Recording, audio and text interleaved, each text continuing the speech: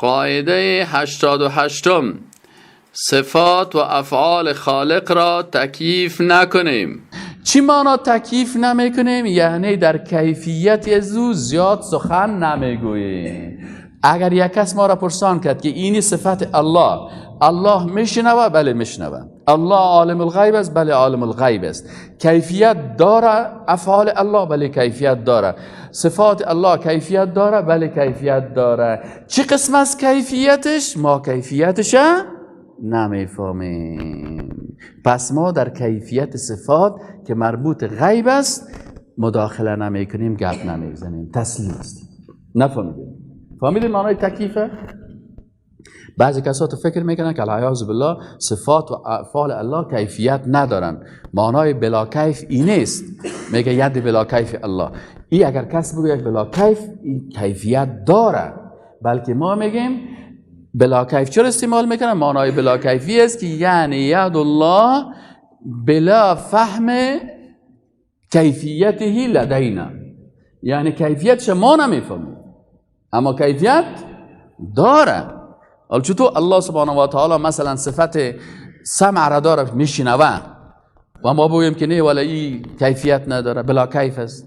گفته نمیتونیم. بلکه میگیم نه خیر، الله سبحانه و تعالی سمیع است، علیم است، قدیر است، عالم الغیب است، اما کیفیتش مربوط غیب است، ما نمیفهمیم.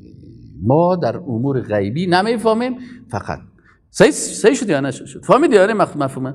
پس ما صفات الله سبحانه و تعالی و افعالش چی؟ کیفیت. از این خاطر وقتی که برای و بحث کردن در این مسائل در کیفیتش چون مربوط غیب میشه، این بدعت است، ناروا است.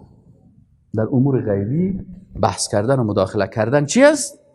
خودش ناروا است، خودش بدعت است. علمای صحابه و تابعین و تبع تابعین این سوالا را نمیکردن. میفهمن مربوط غیب است، خلاص میگفت تفویض است. الله کما یلیق بجلاله و عظمته.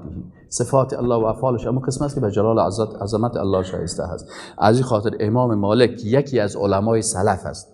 فکرتان باشه امام مالک که از جمله علمای سلف است و رئیس مذهب سلفی هست، مذهب مالکی هست.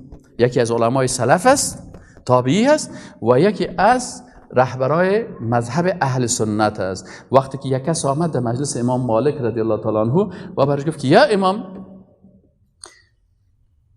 برای ما این آیت خواند که ثم استوى علی العرش. ای گفت باش من یک سوال دارم. گفت چی سوال داری؟ کیف استوا؟ ببین از کیفیت سوال کرد. امام مالک رضی الله تعالی عنه برش گفت که جناب عالی الاستواء معلوم. استوا چی است؟ معلوم است.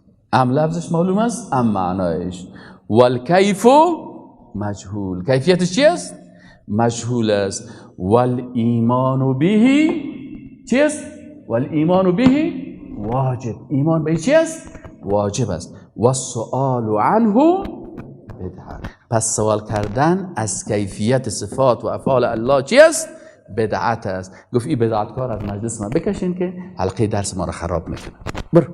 بردم بین متکلمین که تزمو جال جنجال شروع کرد، کشیدش از مجلس. گفت مبتدع است، بدعتکار است. بفرمایید عقیده دیدین؟ عقیده اهل سنت و جماعت همی است الاستواء معلوم. تمام صفات الله معلوم است، تمام افعال الله معلوم است. کیفیت از اینا چی است برای ما؟ مجهول است. ایمان به این صفات افعال چی است؟ واجب است. و در قسمت کیفیت از اینا سوال و جر و بحث کردن و ایده کلی از او زدن، این چی است؟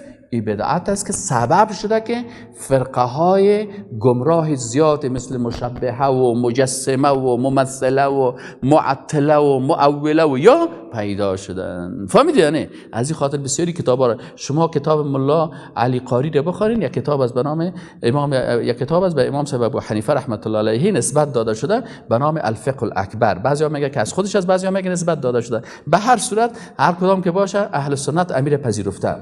و کتاب دیگه هست که چی هست؟ کتاب دیگه هست که همین کتاب فقه امام ابو حنیفه را چی کردن؟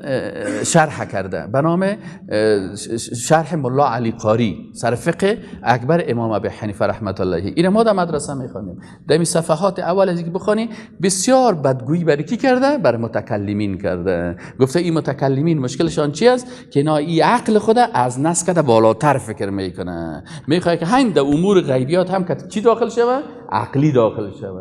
و مشکل بسیاری فلاسفه که کافر میشن و مرتد میشن و گمراه میشن علتش چی است؟ که در امور غیبی از عقل کار میگیرن. عقیده قرآن و سنت امی هست که در امور غیبی انسان مسلمان باید چی باشه؟ تسلیم باشه و در او مداخله نکنه در امور غیبی.